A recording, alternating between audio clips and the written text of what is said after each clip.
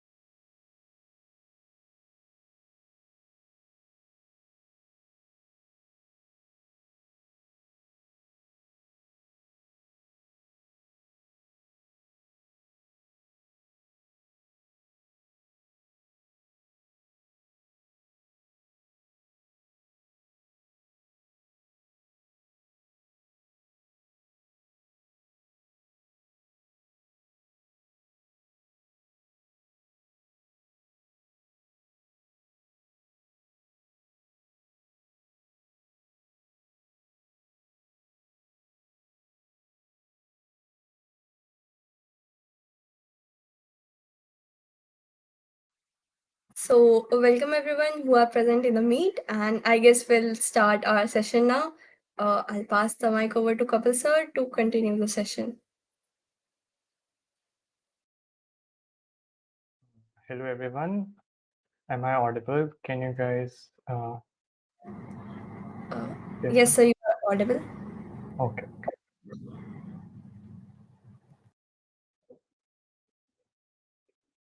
All right, guys. So today we will be talking about HTML CSS, and we will also start. I will also discuss a couple of points on the UI UX and how you guys can improve your design.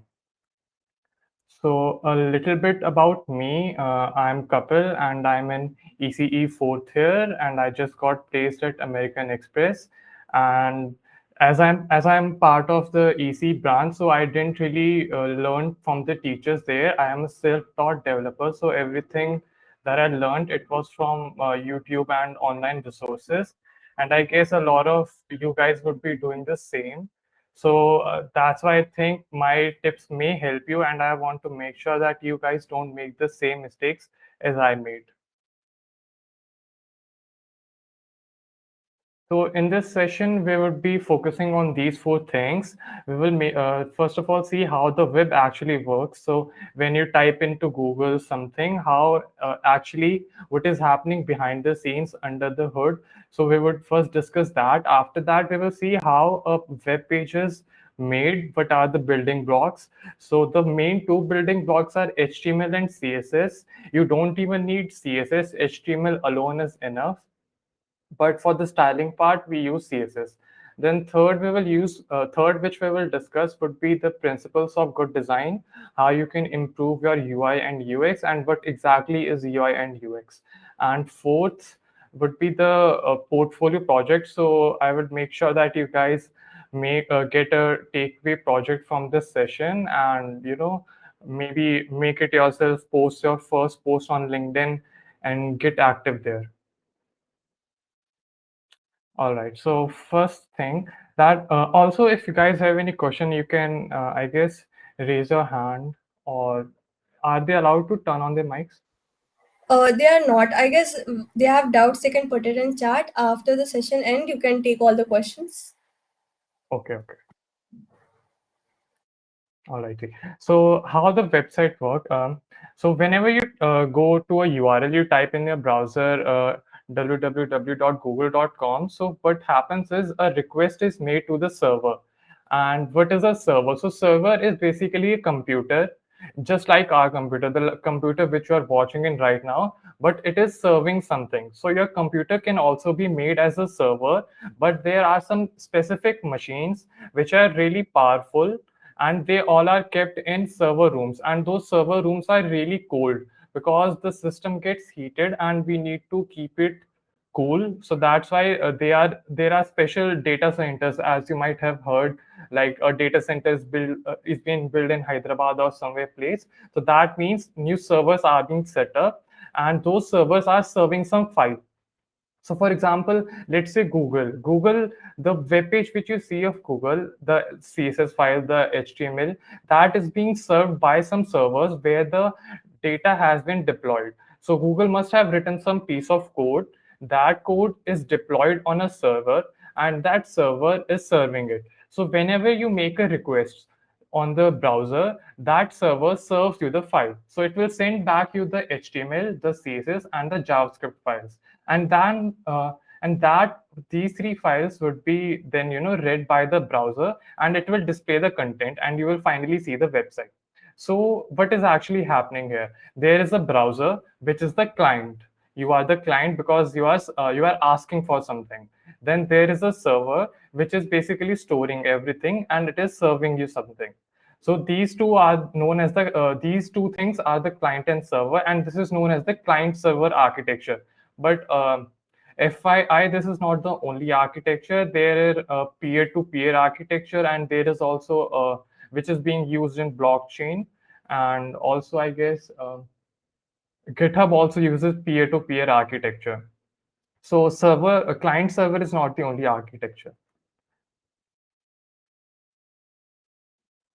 So yeah, this is a client server model. So there is a really famous analogy which you will see at a lot of places. So you are the client, so you go to a restaurant and you order for something, and then there is a waiter who basically takes your order, and then it goes to the kitchen.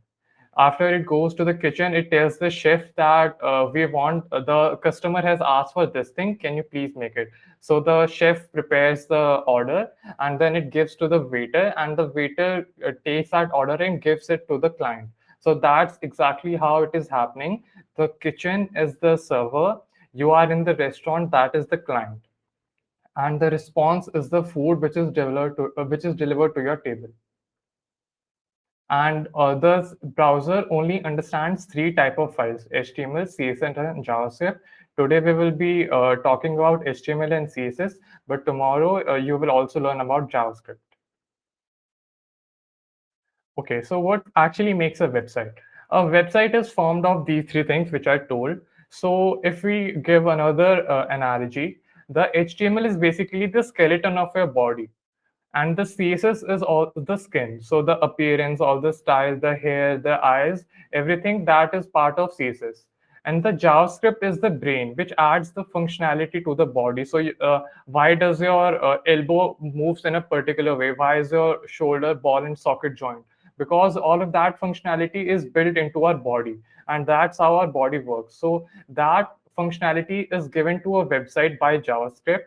The styling is done by the CSS, and the basic skeleton, the content of the website, is given by HTML.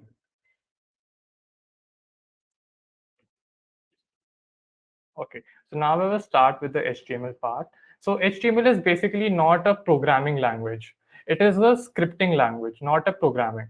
Because if you will see in the what actually makes a programming language is it should have for loops, it should have if and not else statements, all these statements. This is what forms a language. But it is a markup language, so it's not actually a language. You can't code backends or all of that stuff in HTML. So make sure you know it that it is not a language like Python or JavaScript or other languages such as Perl, because all of those languages have some certain features which are required in a language to be a language. It was started in the, I guess, 1960s and 70s. And why it is called a markup language? Because when this actually it was scientified by the scientists in the CERN. It is in Europe. So what they did was they used to have these research papers, and they used to mark up on it. They used to highlight something. They used to underline and all of these things. So that was actually they were marking up things on that paper. And the similar thing they want to replicate digitally. So that's how HTML was formed, and they use tags. These tags are basically there are a lot of tags, but we will discuss the main one today. And these tags tell the browser that how to present a particular content which is inside the tag. So the basic structure is opening bracket, the angular bracket. So there are quite a lot of brackets that we use in programming, and you will get hang of it as you start doing it. So in HTML, we use a lot of angular brackets. So the angular bracket, the name of the tag. These tags can be P tag. P stands for paragraph, and then there are 6 types of headings. I guess you all have, if you all have studied in your school time, you might have known that there are 6 types of headings: H1, H2, H3 till H6, and that's how. And inside that tag, there would be the content. After that, there is a closing tag. So you will put a forward slash, but sometimes a closing tag is not required. There are some tags which are self-closing, so they don't require a second tag to close a top. For example, the image tag.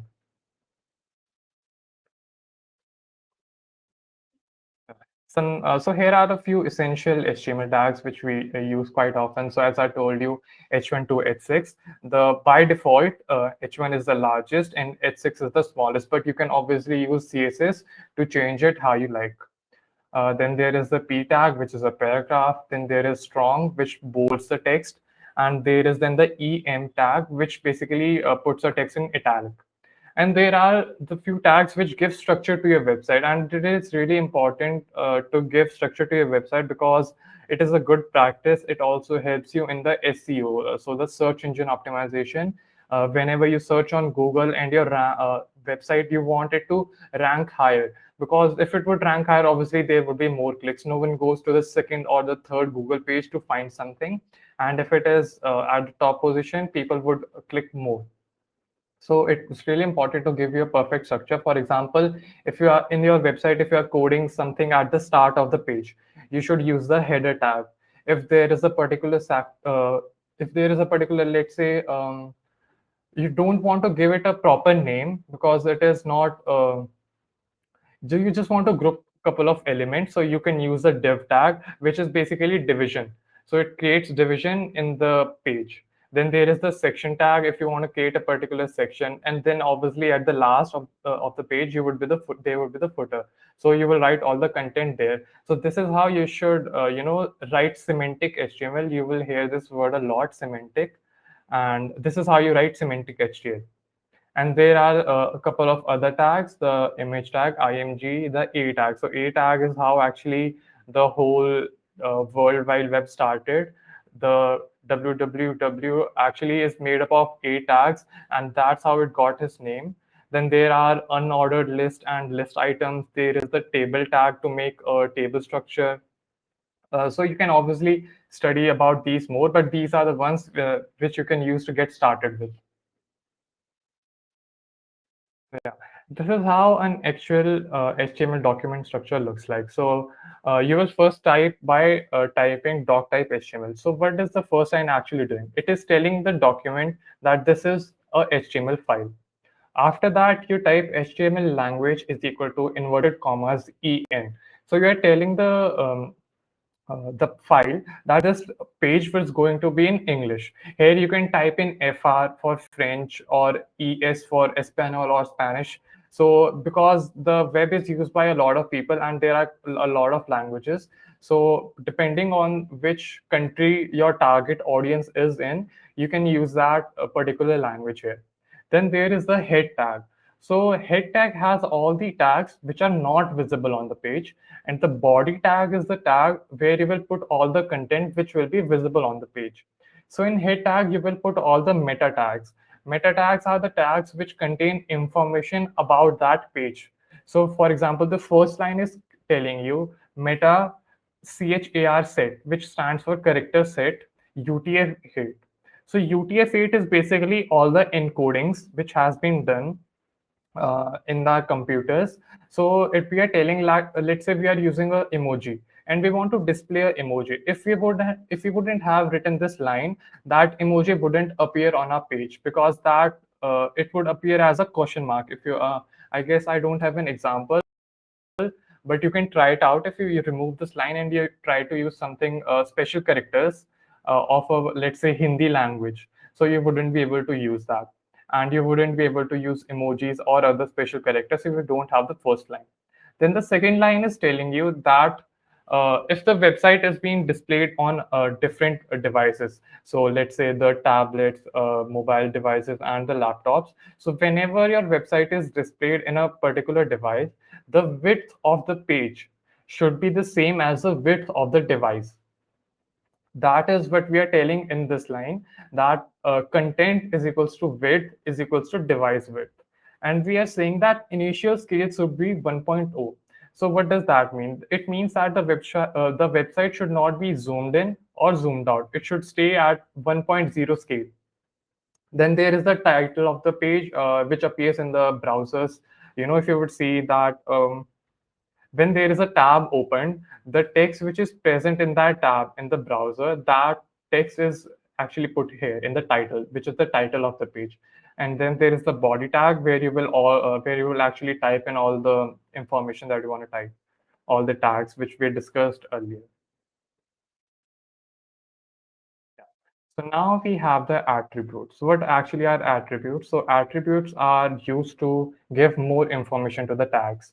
Let's say you wanna give a source of the image. So let's say there is an image which you want to use, and you want to give that where is that image stored. So you will use the src tag, which stands for source, and after that you will type in the location of that image. So what is this src? It is the attribute. And then there is alt. So that is the text which will be shown on the website if, let's say, the image wasn't loaded. And also it helps the screen readers. So In India, we usually don't focus on this thing a lot, but in Europe and other countries, there are very strict laws that your website should be accessible to most of the people, even the people who are blind. So there are special browsers are made for the blind people, and they go through your website and speaks out everything. So these alt tags, area tags, ARIA, all of these are really important so that your website is more accessible to a larger audience, to disabled audience also. So this is a good practice to do, and I would recommend like you all would be starting in your coding journey. So you all should put this in your habit that you should have this habit of writing these alt tags and giving various tags so that the screen readers can actually speak out the content, because blind people wouldn't be able to see the photo itself. And then there is the href tag, which basically tells you which page to go to. As I said, a tags, which is the use for linking. So which website do you want to link to? That would go inside the href tag if you want to go to Google. So if you would click on the click here, it will actually take you to google.com. Then there is the class, and then there is the ID. So what's the difference between class and ID? Yeah, this question is really famous. So classes basically are used to target a particular element. You want to class a couple of elements into a single thing, so that is known as class. But ID, which is the identity, it is going to be unique. You can't give the same ID to more than one element.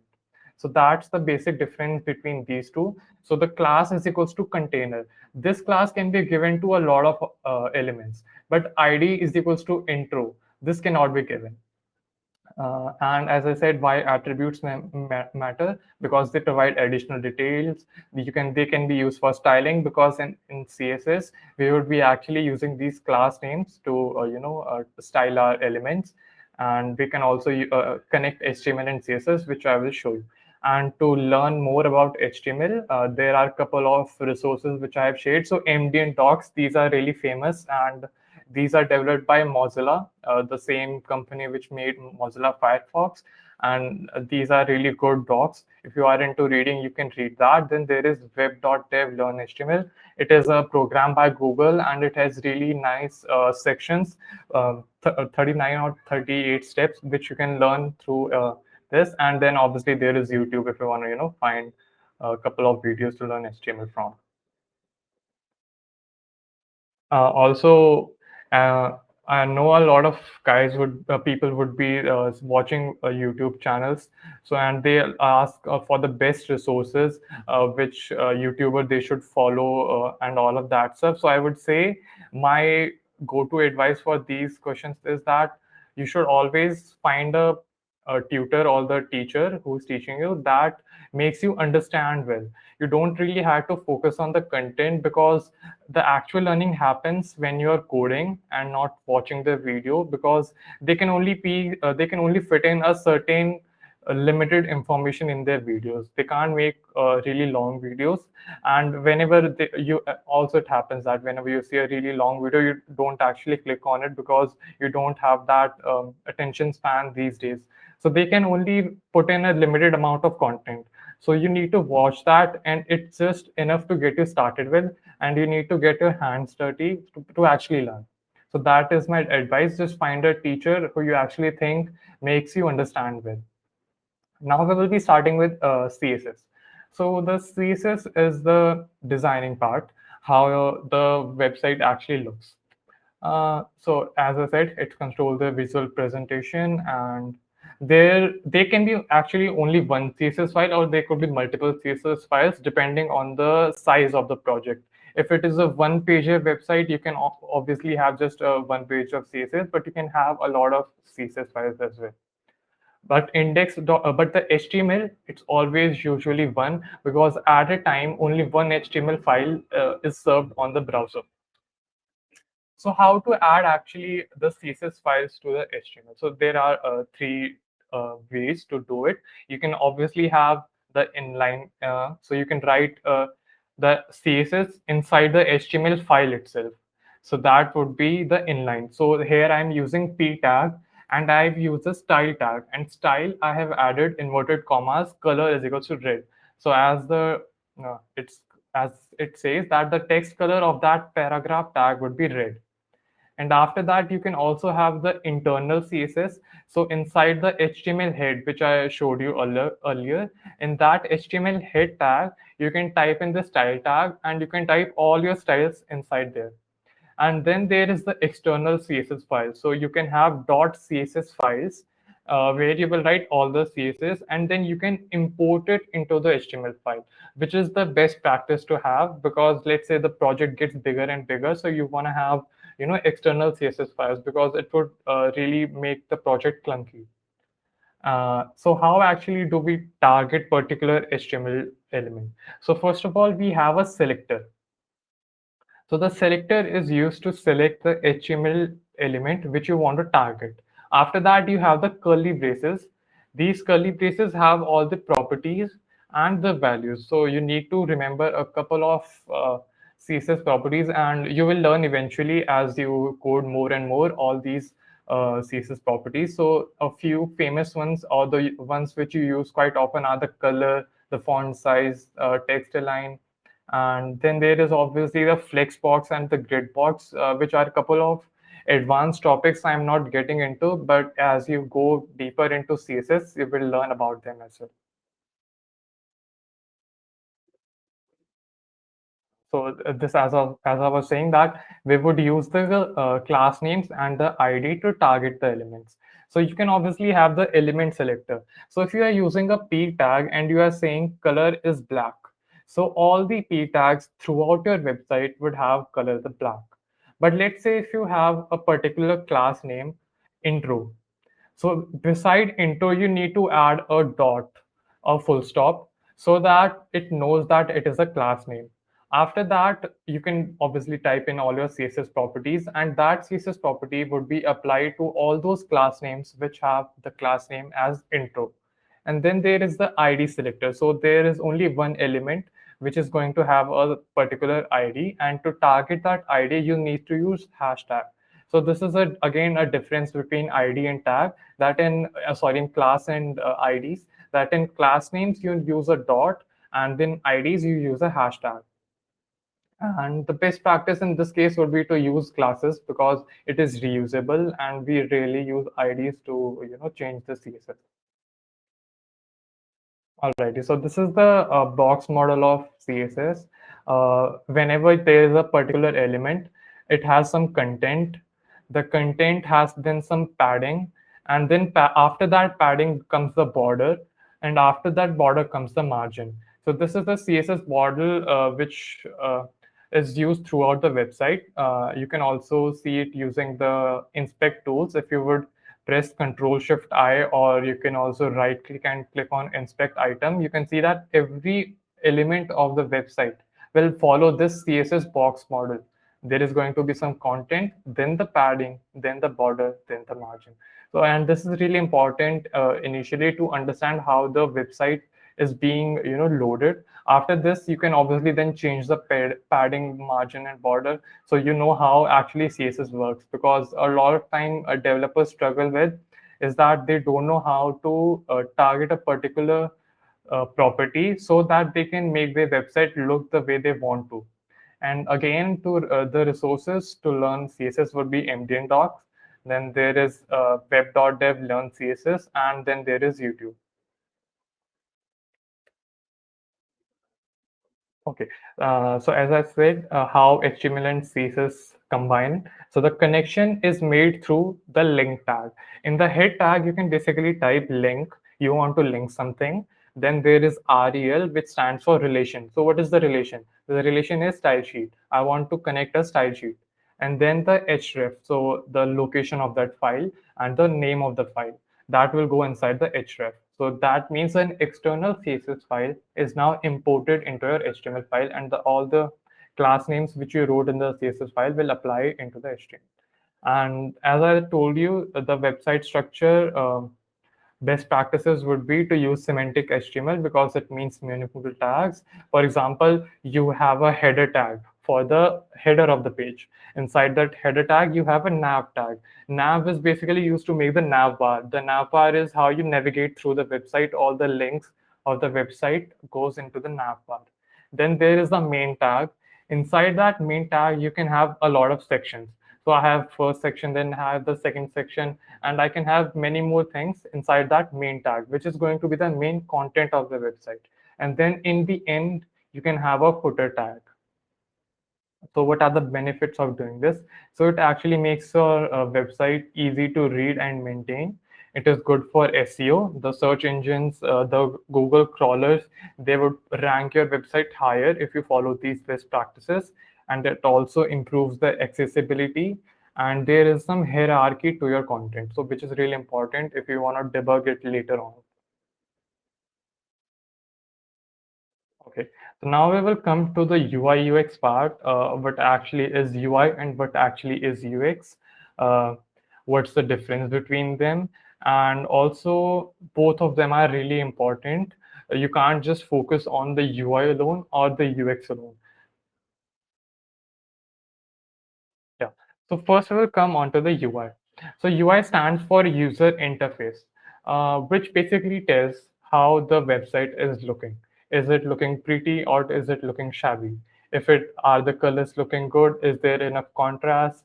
How the website basically looks visually. How is it visually appealing or not? So it is the face of the website.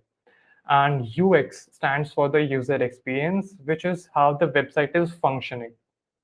Is it easy to navigate? Are the users satisfied? Is there something which they find really buggy, or which how they actually feel when they are using the website?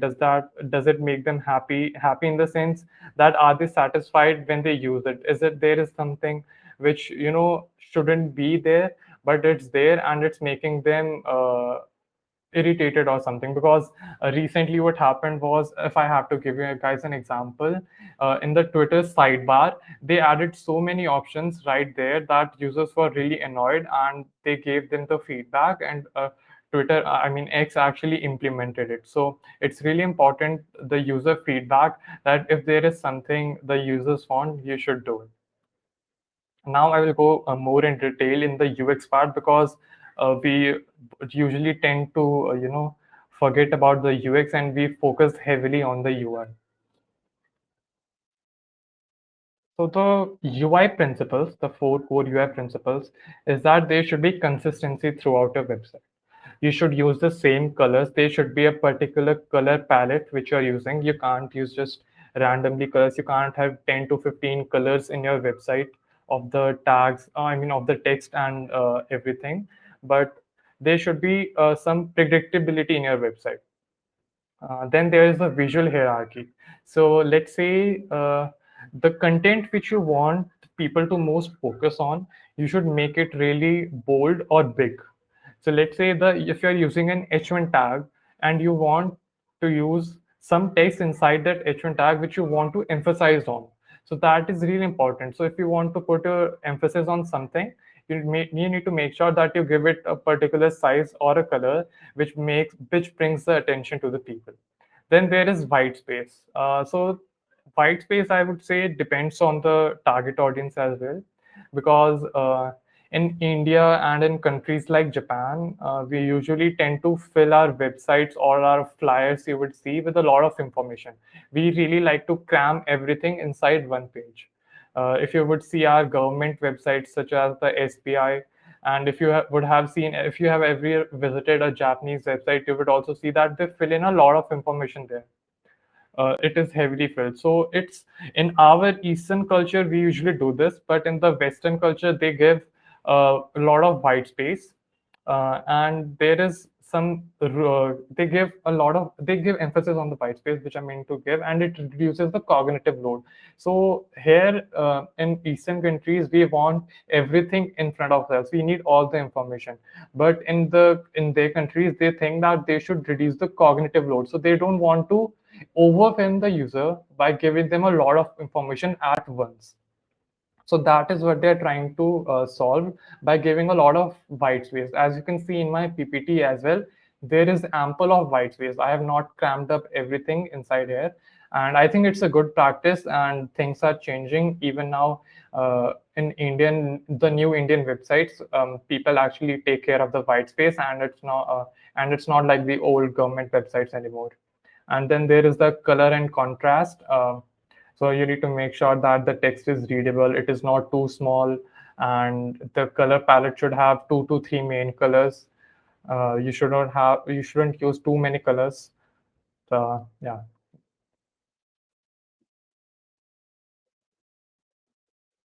Then there are the UX principles. We need to focus on these a lot because people don't usually do. So first of all, you need to keep your website simple. You don't have to make you have to make sure that you don't make the users think. You have to be really intuitive. So the user should know that if I click on this button, this is going to happen. There should be proper labelings of the buttons, that what actually this button is going to do. Also, there should be of clear and obvious navigation, and try to do a lot of things behind the scenes. Like, don't have too many buttons. Like, first do this, then do that, then do that. So you should try to combine all of these steps into a single and as much as you can, obviously. But yeah, that should be your goal, to make sure that user doesn't need to click at too many places to get something done. Try to do as much as you can behind the scenes. Then there's the consistency. Let's say there are a couple of layouts. For example, we all are used to having the nav bar at the top. We all are used to having a cancel button of the left side and go ahead button on the right side. So there is some predictability here. You already know that this is how website works. If you will reverse these buttons, then the user would be caught off guard. So they might not, they might find it against the predictable behavior that all of these websites have. So you should try to follow the standard patterns if your website is going to be used by a lot of people. And also, then there is the feedback. You should try to give feedback to the user by changing the hover state. So if, let's say, there is a button, and if a user is hovering over there, your cursor should change into the mouse pointer button. I mean the hand button, which you might have seen. So that should happen, and there are some hover effects which you can use. Then you should also use the loaders. So if, let's say, the website is being loaded or some data is being loaded, it should show the loading indicator so the user knows that what's actually happening on the website.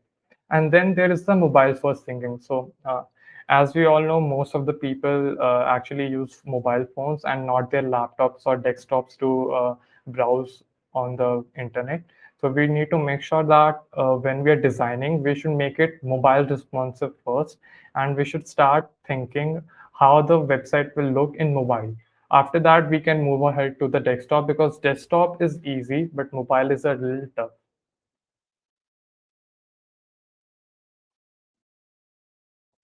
So, what are what makes a bad and what makes a design good? Obviously, I am telling all these things in a general manner. You don't need to follow them all, but if you are creating a website to be used by the masses, you should follow these. But if it's something that you want to create for a self or a people that so I don't think you should follow them. You can obviously go ahead and use anything you want, but if you're creating for the masses, if they are going to be users, and if you want users to pay for you for a website, then you need to follow these. So the bad design would be, first thing, if the text is too tiny or it is hard, if there are too many colors, if the colors are not contrasty enough, is the background and the text color not contrasty enough, it is too much cluttered, there is no white space, you're filling up the website with too much information at once, all of these things, and there is unclear navigation, and also automatic playing videos and music. So if you open up a website and the music gets played automatically, and what if the volume of the phone or laptop was really high? So all of these things you need to take care in mind. And what makes a good design? So yeah, clear and readable typography, intentional use of color.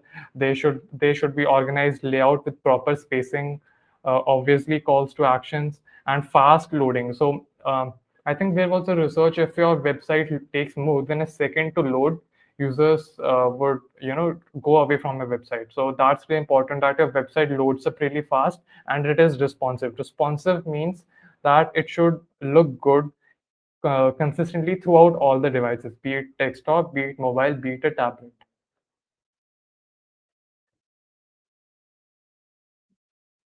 So here are a couple of basic things.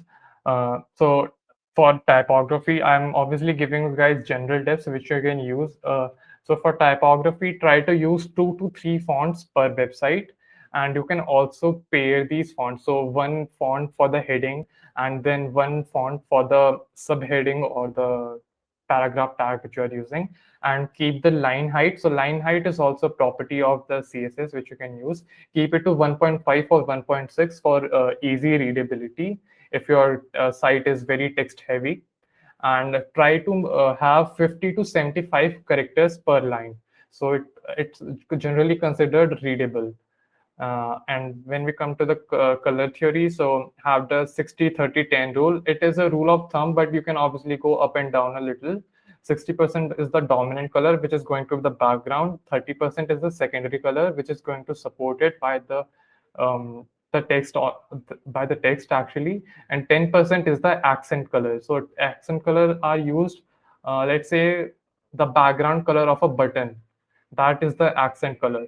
um, if you hover over a link, the color changes from black to purple. It is the accent color. So that should be 10% of a website. So this is the rule of thumb, 60-30-10, which you can use. And some other tips would be, you can have you can use some online tools which I personally use quite often, which is coolers.co or colorhunt.co. These two websites are really great if you want to pick a color palette. You can find already curated color palettes made by designers, and you can directly use them. Make sure there is a high contrast and for the readability, and also try to use a color psychology. So blue color means trust, red is equals to urgency. So there are a couple of meanings associated with colors, and I think you all should give some time to read about these colors, and then you will have an idea. For example, white color is considered as pure and trustworthy. So that is something in which you need to take in your mind, that whenever you're designing a website, the color should represent the product. Let's say if you are designing for a food company, so you can have something yellowish orange colors, you can use that type of color palette. And then there is the accessibility. You need to make sure that the text contrasts with the background. I think that was the enough information. And now, actually, I also prepared a project. So this is the portfolio project which you guys will be making today. Uh, there is option to raise hand. No, I guess. No, you can raise hand. So, how many of you have actually installed VS Code, or started coding after you guys gave your JE Advanced? Can you guys raise a hand? It's in the more option, raise hand. So if you have already installed VS Code or already have started to code.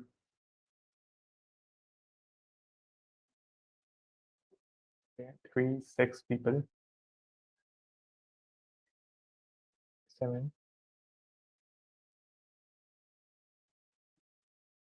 Okay. Let me share my entire screen.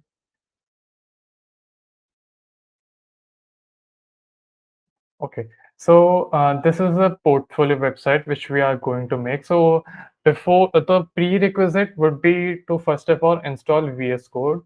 Do you guys want to follow along, or should I just go through it? Can you tell me in the chat? Like, do you guys want to follow along, or should I just go through how I actually made the portfolio website, and then you can maybe try it on your own?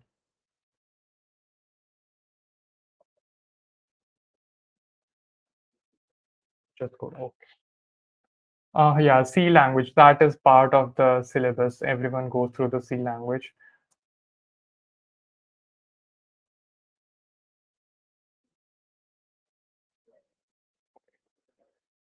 So the website which we are going to make would look something like this. Where is it? Yeah. So this is the website which you will code today. It is going to be your first portfolio website which you can make, and you can post about it on LinkedIn. You can tag GVAC and write about it that you learned this thing in the session. So we will start now. So first of all, install VS Code. After installing VS Code, you need to go into the extensions. In the extensions, you need to type in live server, live server. So the first one you see, you need to install this one. This is how you're going to run the project. You can see it in the browser. And anything else? No, I guess it's fine now.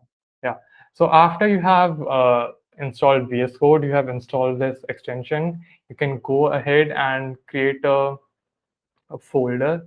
Inside that folder, you need to create a index.html. You can name it anything, but we usually name it index because that's the convention and that's how the browser knows that this is the file they need to pick it up on. So if I create a index1.html now, so now, there are a couple of shortcuts which you can use. For example, if you type in exclamation mark and then press the tab key, it will give you all the boilerplate code which you need for HTML. This is done by the power of Emmet, EMMET. So that comes pre-installed with VS Code, and there are a couple of extensions which you can already I guess use, but this is the used. It comes pre-installed, but there are a couple of more which you can use when you would move to React or other things. So first of all, create an HTML file, type in exclamation mark, and press the tab key. This will give you all the boilerplate code to get started with. You can give the title of your name and portfolio. Alrighty, and this is the, as I told you, UTF-8, the character encoding set. This tells that which it's a page width should be same as the device width and the title. And after that, yeah, so for one thing really important, I want to also emphasize on the fonts. So the font that you see here, it is actually given by Google, and you can also use it without installing them. So if you want to recreate the website same to same as it is, what you can go is you can go to Google Fonts, search for it, and then there are these two fonts, VT323 and Jacquard 24. So what you can do is you can add these fonts. When you would click here, you would see get font option. You can click on it. It would add it to your cart here, and it is free. And after that, what you need to do is you need to click on get embed code. After this, you see these 6 lines of code. It would be smaller for you because I have 6 fonts here, eight fonts. So there would be 2 fonts for you. So this would be smaller. You need to just copy it and paste it inside your head tag. So what is actually doing? So the Google fonts are now loaded inside your website, and now you can directly use into your CSS. A homework for you would be if you have fonts locally installed, how you can import them. So that is something which often do in my projects is I install the fonts themselves and I add them locally. Why? Because right now, whenever your website is loaded, they need to fetch it from the Google server. So as you can see that this URL font.googleapis.com, it is actually pulling the fonts from there and putting inside a website. So a call is being made, and that call can make your website a little bit buggy, but it's totally fine if you we don't care it in the start. As we go ahead, we usually try to improve milliseconds, and those milliseconds can be improved when we remove these lines. So right now we have imported these 2 fonts. I am repeating them again. If you want to follow along or you want to recreate the website again, Jacquard 24 and VT323. So actually that's this font. So for the logo, I'm using Jacquard, and throughout the website, I'm using VT323. Now we'll start with the coding part. So to code along, you need to go into your body tag. Inside the body tag is all, oh, let me turn off my, yeah. Yeah. So to code in the HTML file, we type all our content between these two tags, body tag. Inside the head tag, there is all the meta information. And also we want to have our CSS files loaded inside it. So as I said, you can have link tag, link, you can press tab. Rel is equals to style sheet. So we want to add a style sheet. And href tag will have the address of the tag. So I have a style.css file here and I want to import this into the index1.html. So what can I type is I want to have style.css inside this file. And why am I able to do this? Because these two are in the same directory. They are at the same level. I mean, in the same folder. So I don't need to put in any dashes and other stuff because I don't need to do it because it is in the same directory or in the same level. So I can directly type the name of the file. But let's say if it was inside a folder, then let me just show it. Let's say there is a folder called styles, and inside that styles folder you have a style.css, style1.css. Now if you want to import style1.css into your index.html, so it would not actually look like, so you can't type style1.css, it would not actually work. What you need to do is, first of all, dot slash, now you can see styles folder, again a slash, and again style1.css. So now you need to type in the whole directory. I mean, not the whole, it is relative. So dot slash the styles folder. Inside the styles folder, there is a file called style1.css which you want to import. So this is how you would do the importing. After you have imported, so I will just undo it. Yeah. Now we'll start typing with the content. So as you can see, this is the content of the website. Now I will go through it. So first of all, we have a first div. This div is called a wrapper div. I have given it a name. You can give it anything, but I have given it a class name of wrapper. And inside that wrapper, we have the header tag, a section tag, then another section tag, then another section tag, another one, and finally the footer. So our website consists of a header, three sections, oh, sorry, four sections, and a footer. And if we go here, so how are they actually represented here? So this is the first, these three things are the header. This is the second, this is the first section, the second, the third, the fourth, and finally the footer. Inside the header tag, we have a nav tag, which tells our browser that this is going to be our nav bar. And I have also given a class of nav bar. Then inside that, we have a div. Inside that div, I have given it a class name of logo, and I have written my initials. You can give it your initials. After that, we have unordered list. The UL stands for unordered list. And inside that unordered, if you guys can't see it, I can zoom it as well. So inside that unordered list, there is a li tag. Li stands for list item. So there are three list items, the about section, the skills section, and the contact section.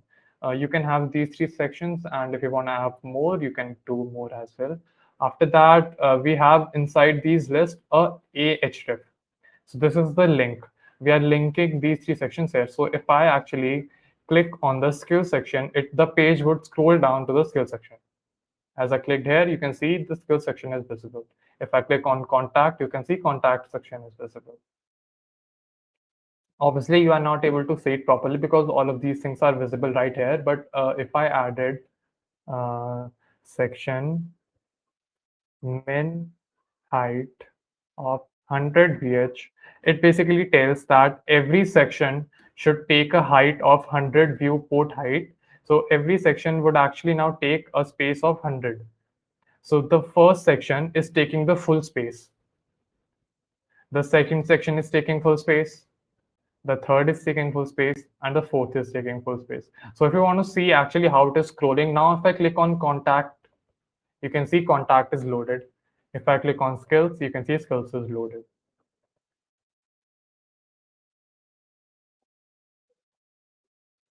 Now we will go ahead into our section. So inside this section, first of all, we have our PFP, profile picture, and inside that div, we have an image tag.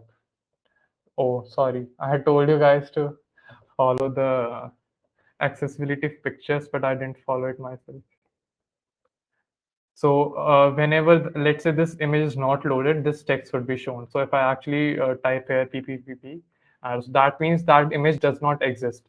But as you can see, as I give it an alt text of profile picture, so if that image is not loaded, this text will appear right here.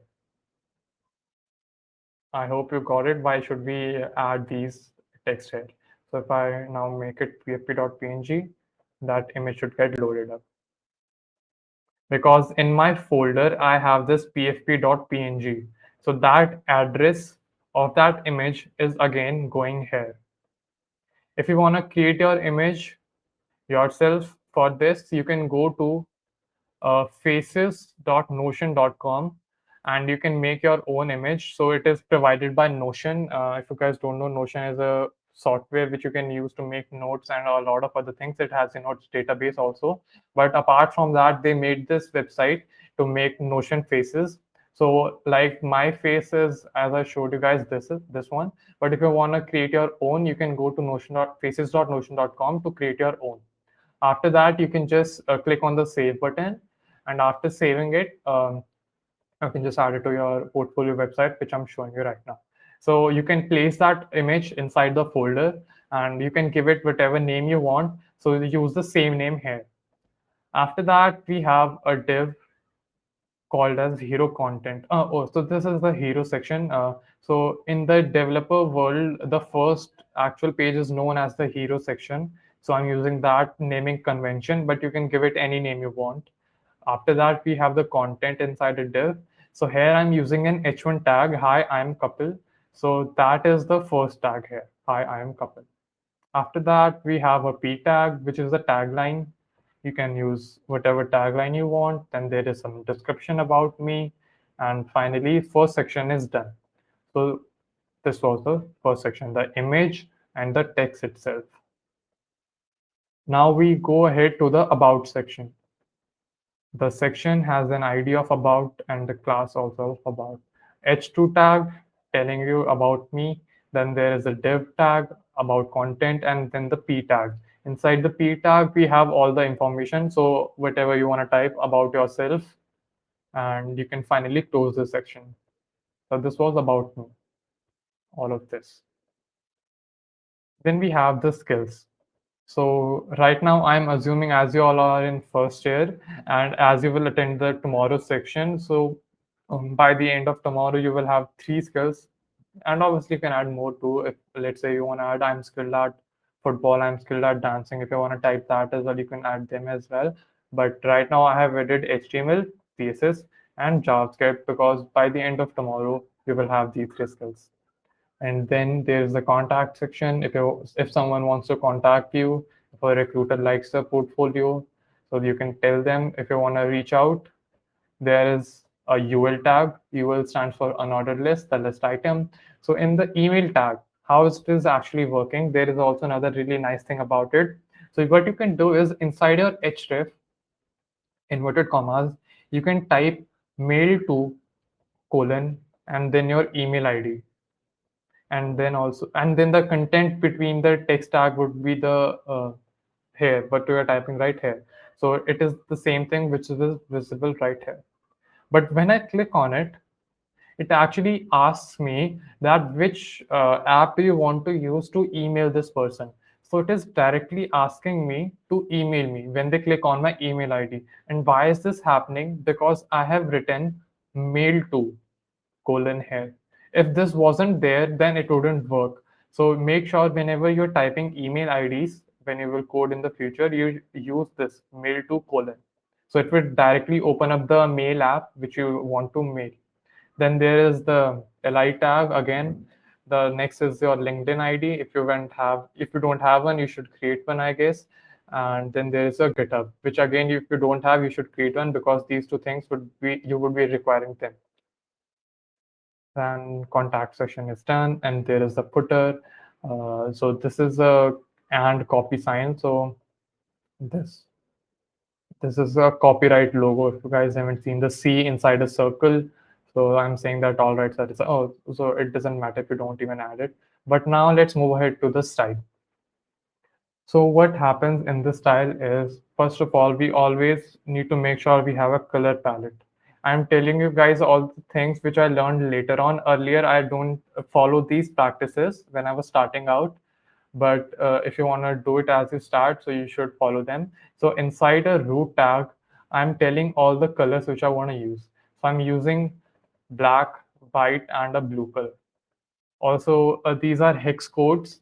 If you don't know, there is there are a couple of number systems. Inside that, there is a hex system, and you will as you will use, you will also start remembering the hex codes. So the 000 is used for black, the FFF is used for white, F represents 15 in decimal number system, and then there is my accent color, which I have used here. And here when you hover on the scroll bar. So I have also changed the scroll bar just to go just to match my website. Then we have this star. What does the star represent? It is saying that every element which is used in my website, it should have a margin 0, a padding 0. It should have a font family of VT3 to 3 and box sizing border box. So box sizing border box, so it is a very small topic. You can read about it or watch a video on it. You will know what exactly it is doing. But what I'm saying is that remove everything default. So if you guys don't know, when we use H1 tags or other types of tags, there is some default behavior. Inside the P tag, there is usually no padding. But inside H1, if you use H1 tag, there is some pre-added margin or padding added by the browser itself. So if you want to remove all of it and you want to make sure that you use it on your own, you can do that here. You can say that keep the margin 0, keep the padding 0. And another good practice to have is that when you are writing your CSS, make sure it goes in the same order of your HTML. So let's say the first thing which I showed you guys was my wrapper, this div here. That's how my HTML starts. And similarly in my style also, I have first written H wrapper, and then I have written the navbar, and then I have written the logo. So make sure that your CSS file also follows the same order as the HTML file. It will help you to debug later on, because you would know actually to where to scroll and where to find what you are looking for. After that, we have a wrapper, and I have given it a max width of 40%. So what it says that my page, this page, as you can see, it is not taking the full width.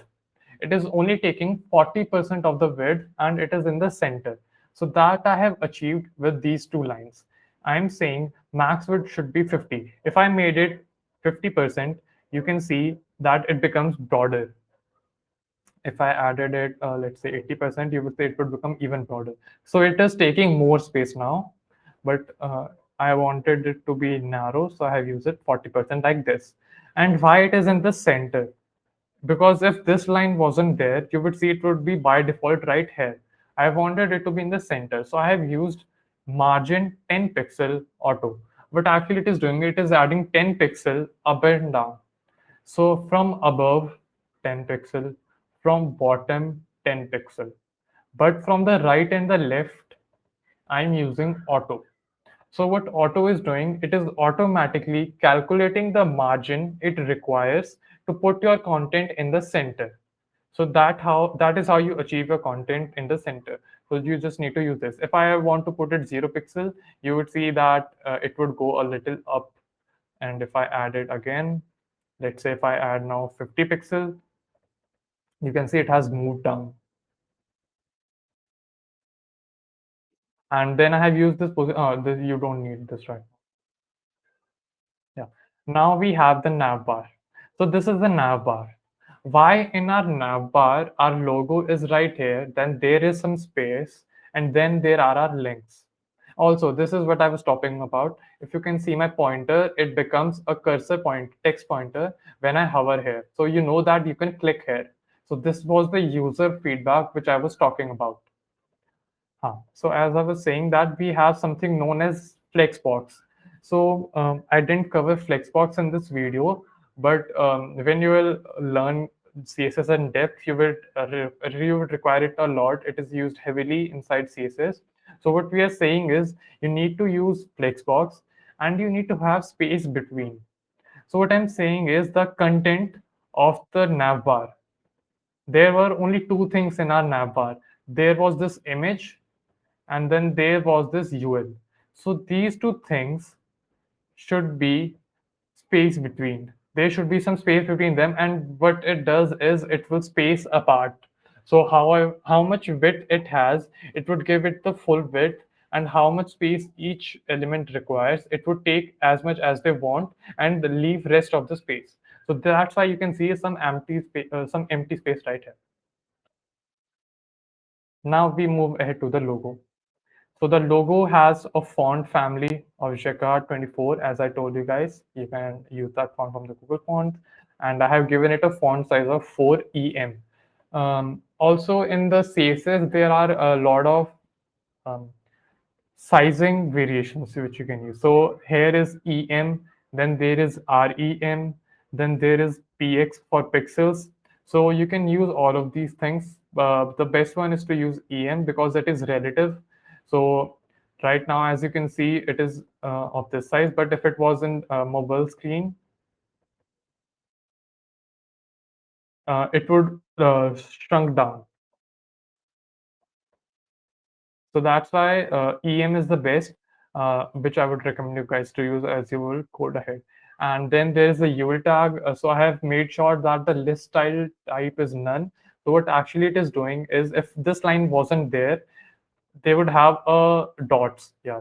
So whenever a list is made, they all have these bullet points. And if you want to remove these bullet points, you can just add list style type none. Then again, there's Flexbox. I have made sure the items are in the center in vertically. So if this line wasn't there, they would go up. Yeah, seriously, they went up. But if I add them, they would go into the center. So they match at the same height as the logo. So that's why I have added this line, align items as center. Then there is some gap between them. You can see there is some gap. So for that gap, I have uses 20 pixel and the font size is 1.5. Then again, for the A tags, I have made sure there is no text decoration. So by default, there is a underline and I don't want that underline. So I added text decoration. So if I uncomment it again, you can see that underline goes away. Also, you can comment and uncomment by selecting and pressing Control//. So it will comment it out. And then you can press it again to uncomment it. Also, I forgot root. So root is basically defining all the colors. I have these three colors, and when I want to use them, I can use them by using VAR, which stands for variable, the brackets, and then / primary color. So the primary color, which was my black, that would be right here because by default, as you know, the tags have the all the link tags have blue color.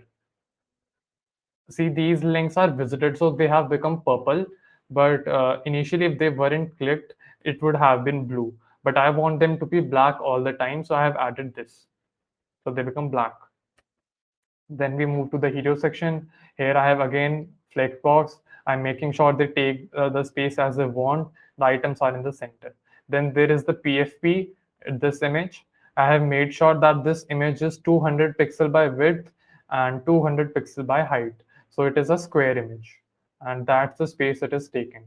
If it wasn't there, it was taking a lot of space. So you need to set how much space your image takes. Also, to target the elements, you can have specificity. So you will also read about the specificity when you will go more in detail.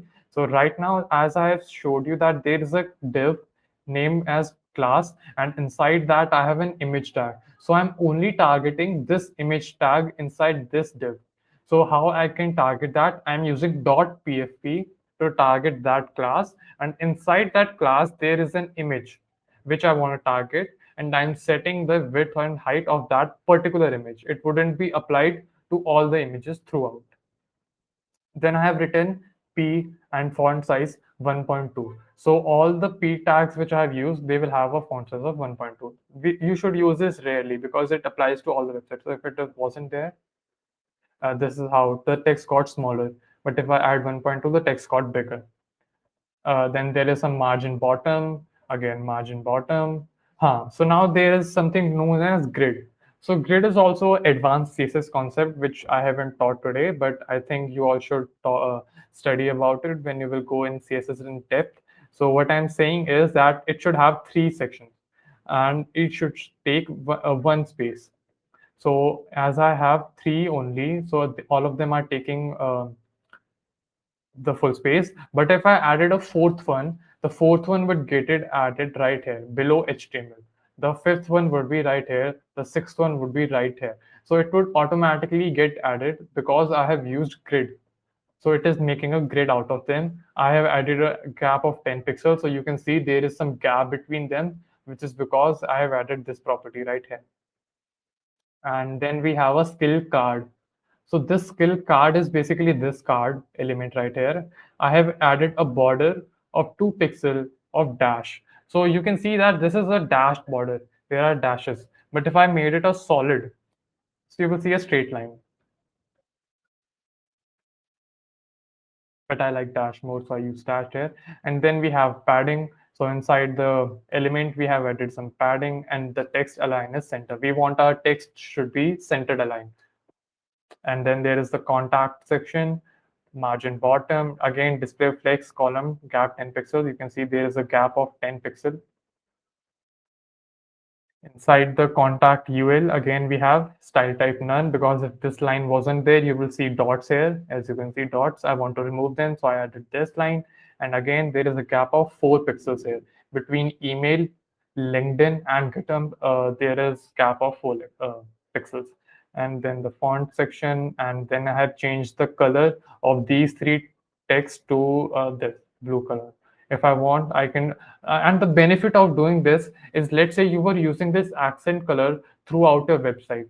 So now you only need to change it here and it will automatically reflect throughout the website. So let's say I made it green, it would automatically become green. And if I scroll to my nav bar, or sorry, scroll bar, you can see it also becomes green.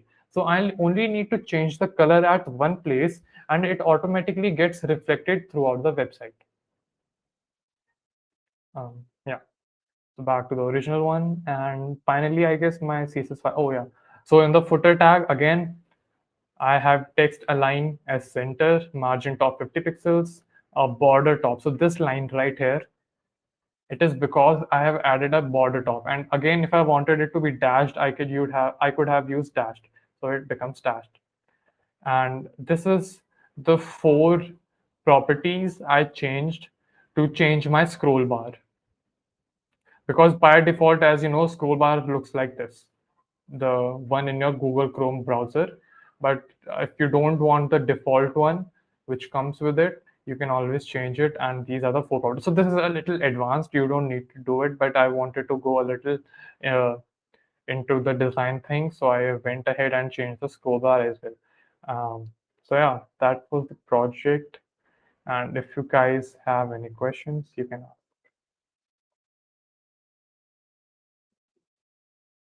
Okay, there are 3 messages in chat. Okay, so before everybody starts leaving, I just want to say great session, sir. And plus, if anybody was having a tough time following through the code and wanted to replicate the portfolio you just showed, we'll be uploading the recording of this meet on our YouTube channel. I'm just leaving the YouTube channel in the comments. You can go ahead, subscribe. You'll see the video in a few days. So you can go through Also, it. if anyone needs the code base, they can ask. I guess I can share that as well. Oh, yeah, you can share the link. So how do you manage your brand studies along with preparing for a CS job? Okay. Actually, I did quite a few things at the same time. My first of all, easy branch is really tough, and teachers also give you a really hard time. So to manage that, what I used to do is I'm first of all a day scholar. I don't live in hostel, so I used to study at home. I have Okay, yeah, we can share it in the WhatsApp. So what I used to do is when I used to get home, I wouldn't study ECE at all. So I used to only study EC before the exams, and I would just pass the exams. My CGPA is 7.05, and which is more than enough. 7+ is enough because for all the jobs which comes on our campus. So I was making sure that my CGPA is enough, decent enough, and all my time goes into my self-study sessions, which I used to do. I used to watch a lot of YouTube, and that's how I studied everything from scratch. Are you also going to teach us how to design backend for a website in the future? Yeah, if GDSC conducts another session, sure. Sure. I mean, if enough people are interested, we'll conduct a session by sir on backend Yeah. also. Hmm. Backend isn't really tough, actually. I mean, it's tough, but it's not that tough. Okay. There's a question in the Q&A section also, sir. Oh. How is Bootstrap? Okay. So, see, Bootstrap was first started by Twitter. So Bootstrap basically gives you all the pre-made presets. So you can use those presets inside your website. But if you want to have a custom website, so you can always, tell a website it was made by Bootstrap because all of them look alike. All of them have the same color or the same type of fonts and everything. So you can tell that this website was made by Bootstrap. So if you want to make a website really quickly and you don't really care how it looks, sure, go ahead, use website these presets like Bootstrap, and there are a couple of other more as well. But if you are using vanilla CSS, so it gives you the full customizability. You can go ahead and have a custom website for the client or whatever you are making for. So that is the difference only. So if you want some uniqueness to your website, go for vanilla. But if you don't care how it looks, if you are okay with looking at bootstrappy, yeah, go ahead, use bootstrap.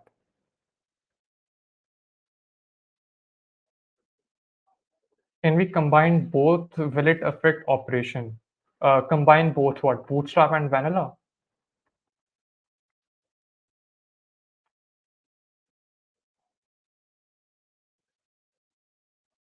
I guess you can't text back to back. That's why he is not able to I type. guess that's what he means. Yeah. So yeah, you can combine that. It will see. First of all, you need to make sure that the class names dot clash.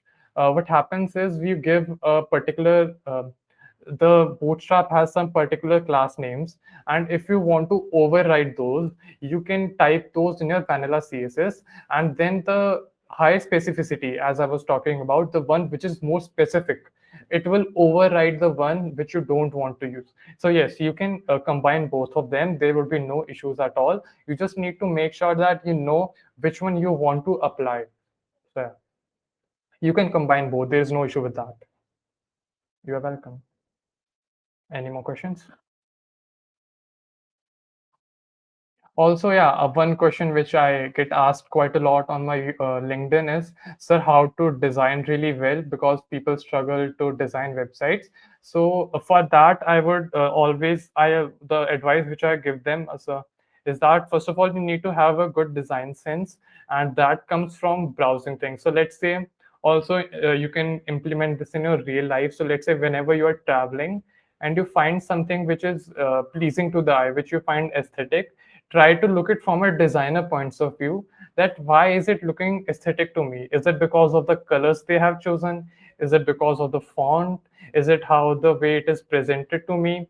So try to ask these questions in your brain whenever you are living your life. I mean, if you're browsing on the internet, you find a website which looks really nice to you, try to figure out why is it looking nice. And even in real life, if you find something which looks really nice to you, because I saw I think I saw a car's number plate. It was royal blue and red, which the color combination looked really nice. So I made sure that whenever I want to give it a royal feel, I will use this color combination. And this is how you know that if you want to give it a certain feel, you need to use certain colors. And that sense comes from when we start looking at the world through a designer's perspective. So this is how you can build, and you can always, whenever you are browsing, you can, if you like something, you can take a screenshot and make a folder of for inspiration whenever you want to look at it, if you are designing or working on a project. So you can store everything or bookmark a website which you really like. That's how I do it. Any more questions? Thank you so much. I always face problem to make even after using media query. So please try to make any responsive. Okay, so responsive. See, the issue is with this is we always make for desktop first. You need to make for mobile first. Always start how the website will look at mobile, and after that you need to start making for the desktop. It will make the process a whole lot easier. I used to also make the same mistake that I used to make for laptop first, and then I would put in the media queries to optimize it for the mobile. But yeah, so and another issue that you guys might face is that maybe the font sizes don't go small, or the properties, like it would take a lot of space, or there is a lot of empty space in the mobile. So you need to fix by inspecting the element.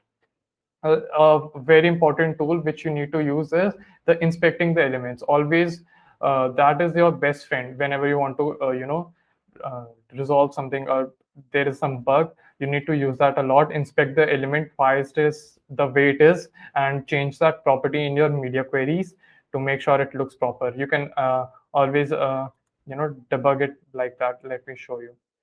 So let's say there was our website. So if you want it to be mobile responsive, you need to just click on this icon.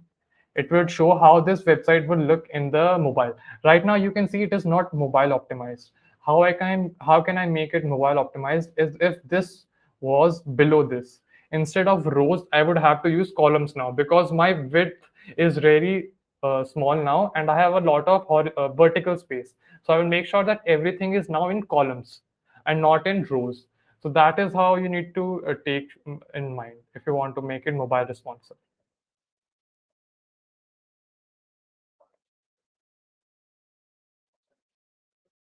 Question? Uh, I guess that is it for the Q&A. If nobody has any more questions, if anyone wants to connect with Kapil sir, we have added his LinkedIn on the event page. Oh, okay. Someone said, wait.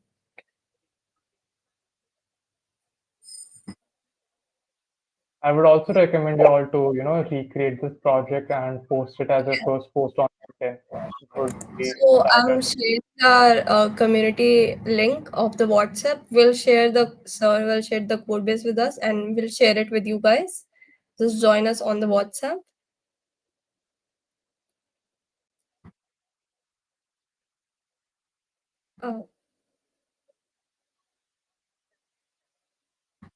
Uh, if you guys have any queries, just connect with the sir on LinkedIn. I guess he'll be happy to connect with you all. How much front end is needed for a front end job? See, if you want a front end job and you're expecting it to be on campus, like if you're expecting a company to hire you for front end, the company is visiting an UIT, there won't be any. But if you are trying for off campus, if you want to intern somewhere as a front end job, so the things now which I guess you need is first of all HTML, CSS, JavaScript. After that, you need to learn a particular framework. The one which is used quite a lot right now is React.js. After learning React.js, try to move to Next.js, because Next.js is being used quite a lot these days, and there are quite a lot of jobs for it. After that, you need to make sure you have enough knowledge how to make a request to the backend, and the data which is coming from the backend, you can show it on the front end. So that's actually the job of a front end engineer, that they need to make the API calls. After the call is made, the response which they get from the backend, they need to display it properly and make sure if there is an error, they can handle it. So that is how, that's, I guess, that is much is needed for front end job. And make sure you have good design skills, because it will make you stand apart from the crowd. There are a lot of front end engineers in India. I mean, wannabe.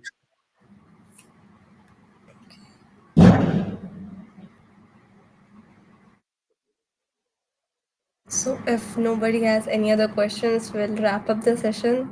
Thank you so much, sir. This was a great session. I learned a few things also, and I hope we have another session with you again. Thank you all for being a very patient audience, and I guess we'll see you tomorrow for our next day with Simmerpreet sir for JavaScript. Thank you all. Thank you so much.